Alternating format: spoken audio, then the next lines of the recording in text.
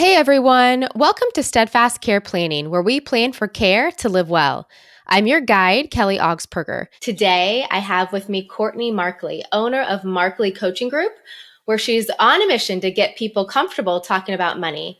Courtney focuses on people's behavior with money, helps reduce financial stress, and develops a lasting legacy of stewardship.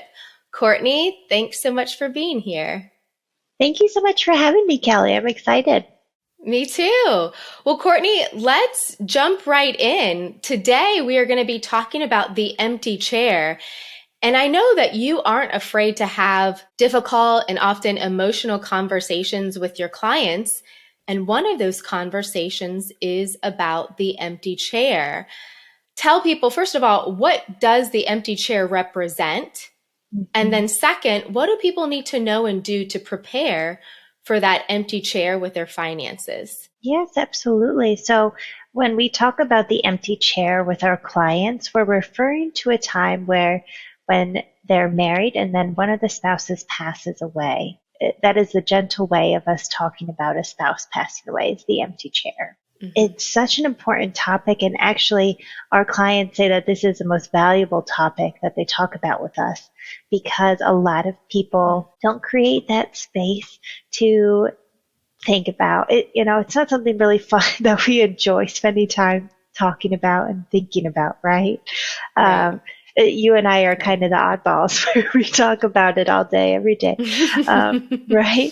So the first thing that I tell people in preparing for the empty chair, first off, is it sounds so simple, but honestly, it's first just having a conversation with your spouse about, hey, what are some possible complications that could happen if either of us were to pass away suddenly?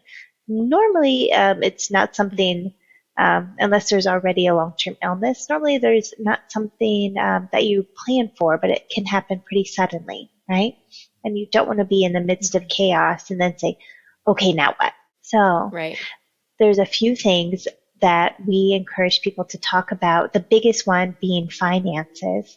Again, finances is another topic that a lot of people don't like to spend a lot of time talking about. And when you're talking about couples who have been married for decades even, normally they've already gotten into a pretty good rhythm about who does what, that a lot of them don't even communicate about what the other person is doing. So what we see most often is one of the spouses has been designated the money person. That could be because they enjoy it, they're really good at it, they're competent with it. And it could be because their other spouse really doesn't like talking about money. Yeah. That's the person that we focus on the most in helping them feel confident and competent if something were to happen. And primarily we see this in women. So a lot of women let their husbands take on the role of provider and, the money guy because they might be really good at it and they trust them wholeheartedly. But 95% of women at one point will be the main financial decision maker in their house. So it's how do we get women to be, So it's how do we get women to be really prepared to step into this role? Because, if you wait until a crisis happens, then that person's no longer there to ask them questions, right? We can't say, hey, where did you keep this? How are you doing this?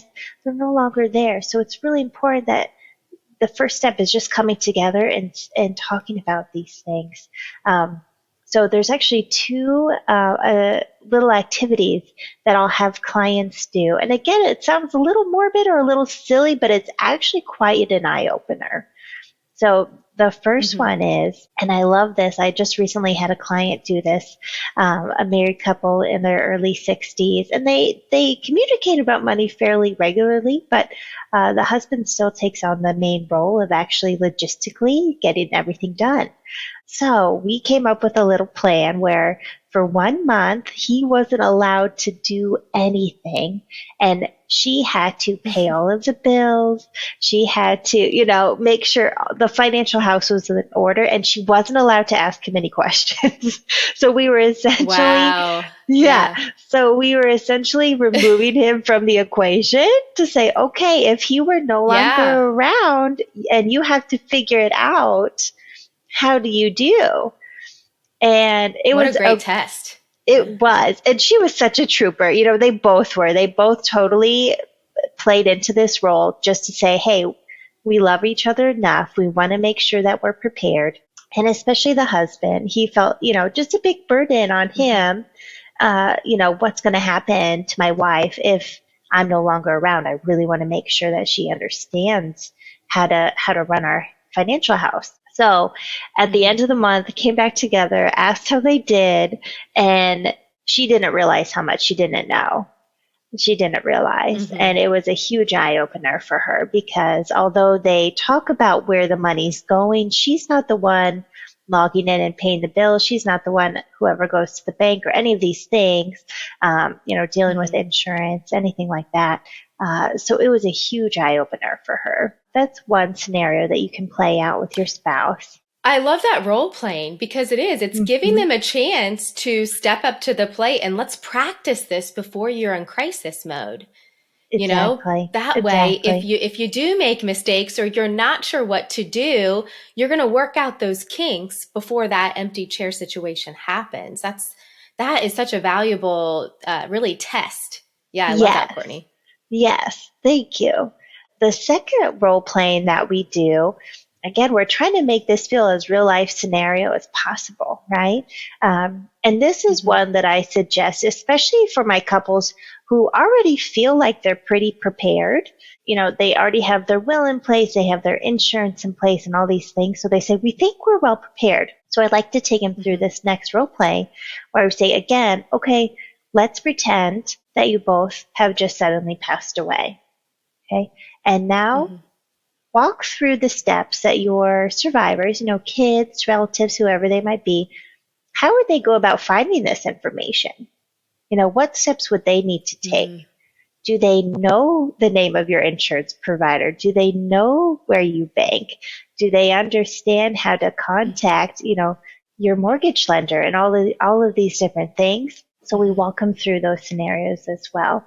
And this is really, really helpful. It normally helps fill in the gaps for the couples who already have done quite a bit of work, but may be missing some few key things to help their families once they are passed away. And again, we can't just go and ask them questions of, hey, where do you bank? No. I need to get Right. this, and this, right? Right. So, Right. so that's Yeah. another really great role playing scenario, which again, you're kind of removing yourself from the situation and putting yourself in the other person's shoes and saying, okay, if this were to happen today, what would our kids do, or what would our family do?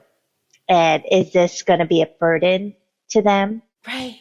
Yeah. And Courtney, I would imagine that this situation right here, the second that we're talking about, where it's now up to the family, maybe it's the adult children or nieces, nephews, whoever's in your family, right? That's going to be really tidying up your estate.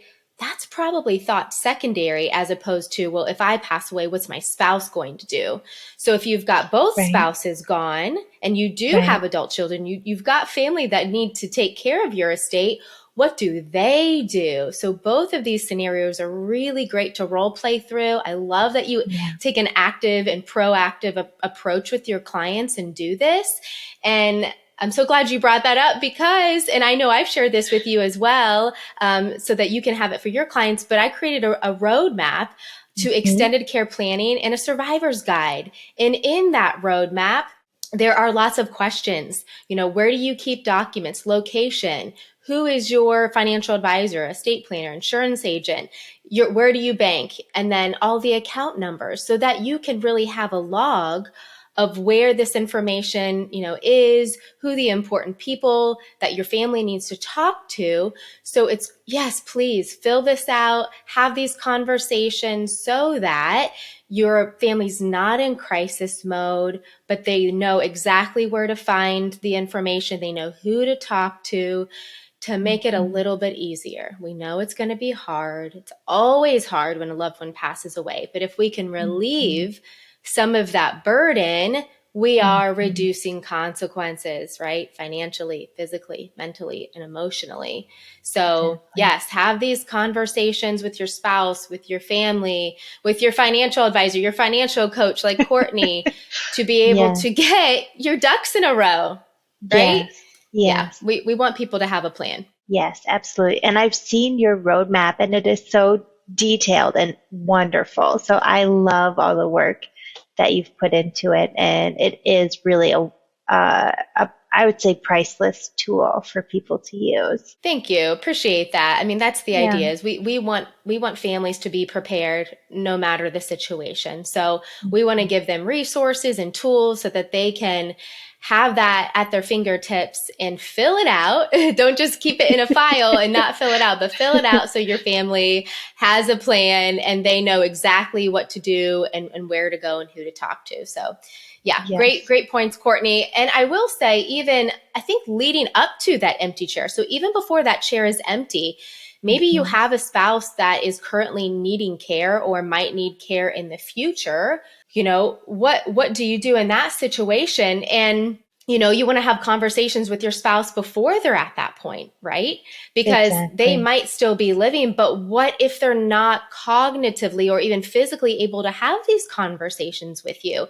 So you want to make sure Mhm. you're doing this when both spouses are healthy and cognitively aware so that you can have really productive conversations and we be so that we can reduce the consequences. And with the long-term care component of it, we want to reduce the physical consequences. So having conversations with your spouse and your family of, who's going to provide care? Is that going to be a Mhm. spouse? Is that going to be a family member? Is this going to be a professional caregiver? And then if there is a family or friend caregiver, what's the impact to their physical health if they are going to provide the care?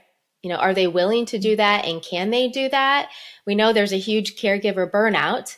So we want to Mhm. keep those things in mind. And then are they able to logistically provide care if they have a job, a spouse, or kids? And are they even geographically close enough to provide care? Is that even realistic, right? Do they live Yeah. in your city or are they in a different state? Yeah.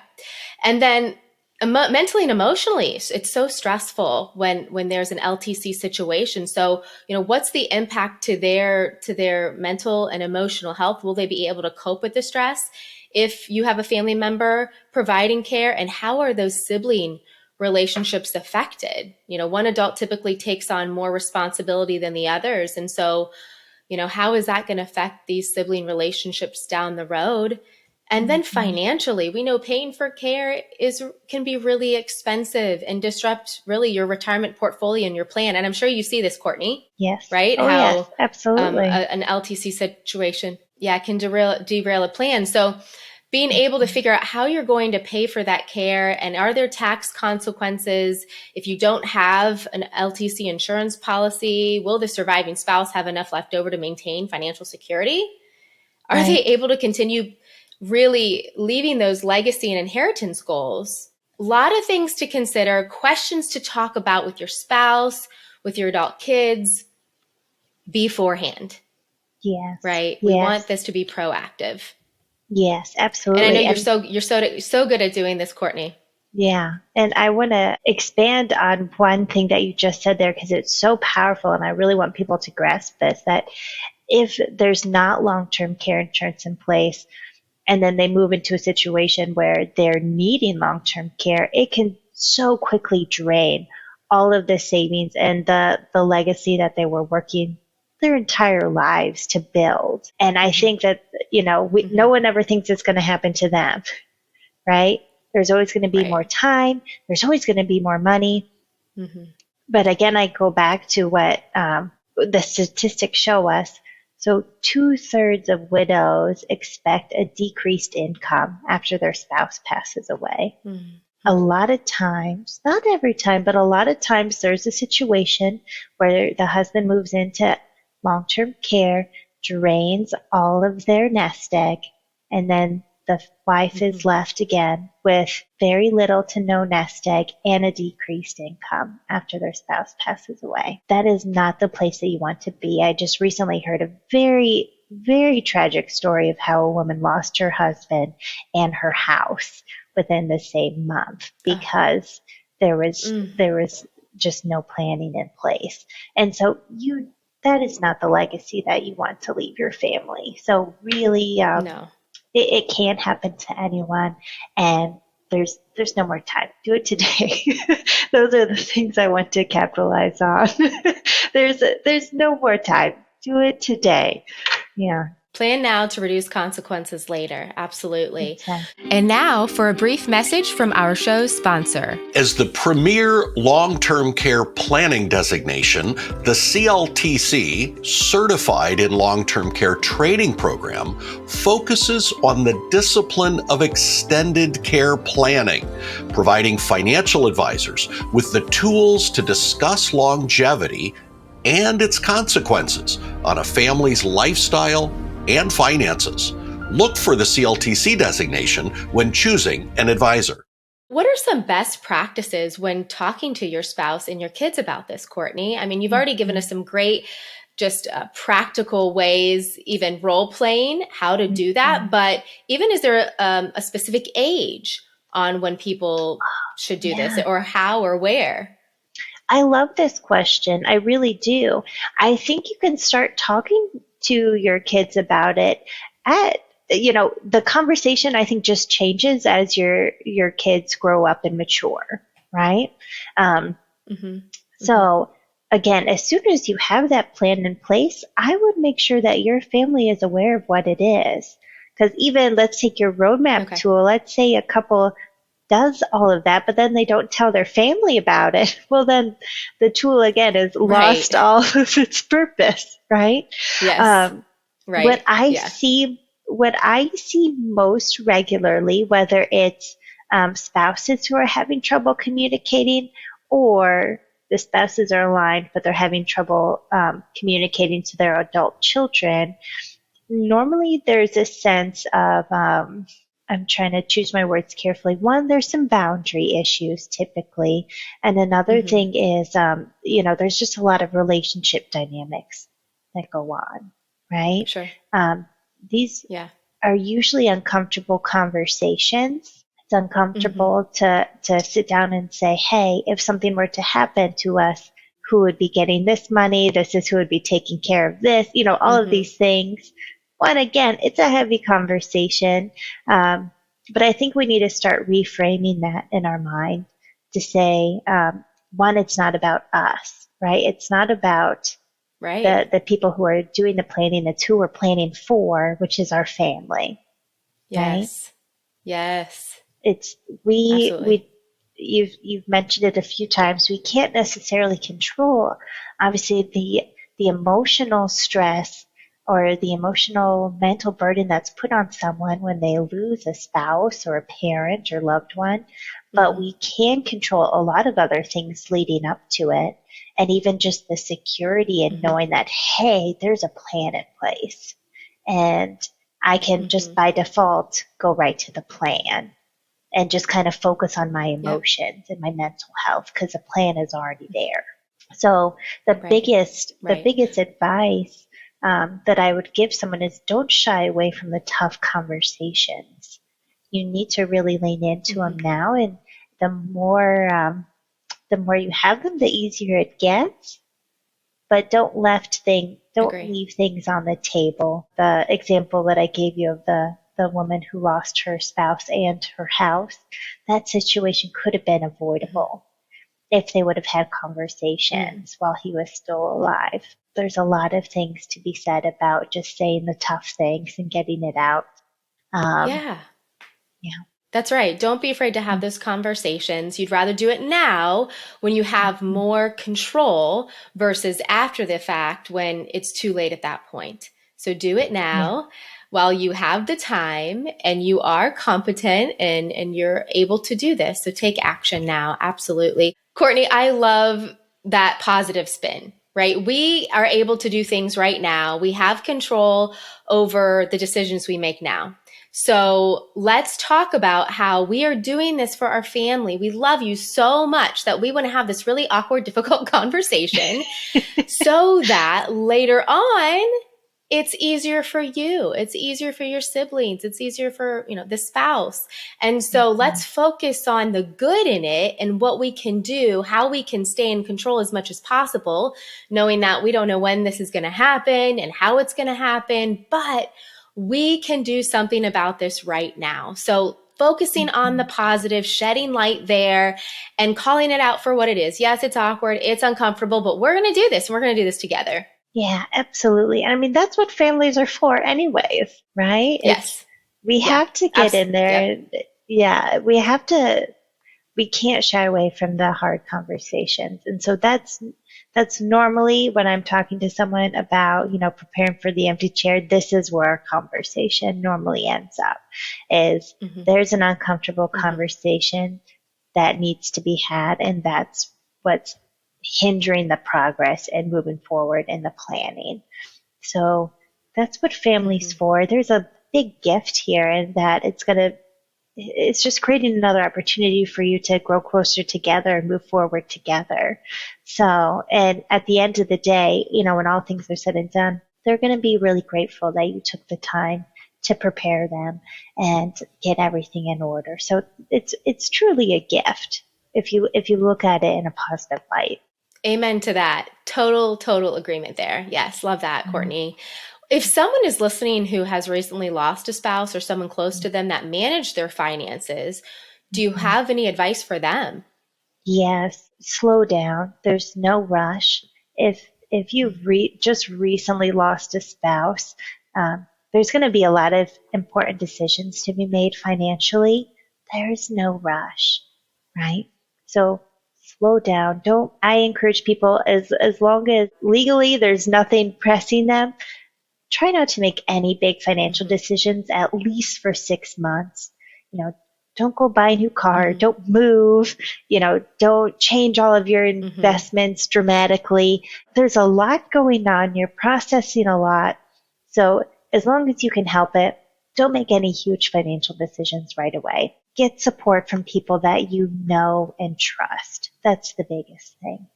So whether that is a family member or a close friend, lean on those people first to say, hey, does this make sense? Is this a good decision? And then you can always meet up with, not everyone has those people, again, who are just financially minded. And that's why coaches exist. And there's a few other, people that you can lean on during these times. But that's the biggest thing. Don't be in a hurry. And then once you do start making some financial decisions, if there's some things that you need to learn, go to people that you really know and trust. That's the biggest thing. Yeah. Because we don't want to be put in a situation where you're taken advantage of, or don't make the best decision for yourself long term. Right. Great advice. Okay, Courtney, any last bit of advice for people so they can plan now to reduce consequences later? I know we covered a lot already today. Yes, yes, we did. Reach out to Kelly for her roadmap and do it. That would be my biggest advice for people. Honestly, she did not tell me to say that, but I'm telling you to do it. It is incredibly important, and it's similar to the role playing exercises that we talked about. It'll help fill in the gaps. And then that will show you where you can start your conversations with either your spouse or your friends and family. Great. Thanks, Courtney. And lastly, where can people find you to learn more? Oh, very good. People can find me at my website, markleycoachinggroup.com. We are regularly doing free workshops for people that you can sign up for. We also have some good group sessions that will be coming up in the new year, specifically on these types of topics. So I'm really excited Great. about those, but you can find out more at markleycoachinggroup.com. Thank you. Fantastic. Fantastic. Well, Courtney, thank you so much for your time today. It's always a pleasure talking with you. So thanks again, and I'll talk to you soon. Thank you so much, Kelly. I look forward to talking to you again soon.